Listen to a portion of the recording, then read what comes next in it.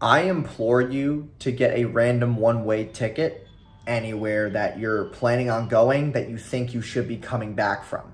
So we're going to an event, me, Dave, Troy, and Nick, we're going to a Copy Accelerator event in Austin, Texas on the 21st. On a Sunday, we're leaving.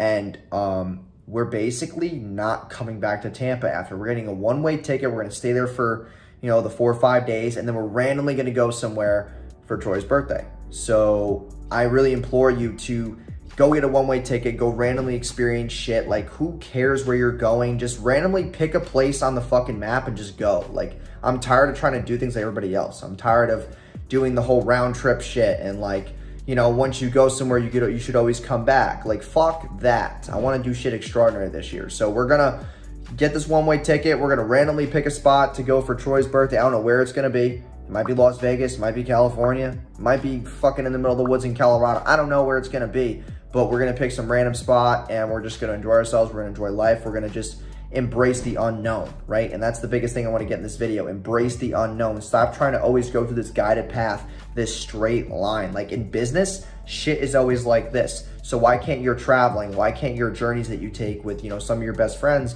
be the same way? And if you go through those experiences with people that you're close to, you're going to build bigger relationships as well. You're going to have stories to fucking tell forever and ever. And it's a great thing to build in your repertoire. It's like when you are finally 80 years old and you can't really do the things that you used to be able to do, are you going to be happy with the decisions that you made? Are you going to be happy with the things that you pulled out of your ass and decided to do? Were you ballsy enough for you to consider yourself, that you lived your life to the fullest? Like, think about that.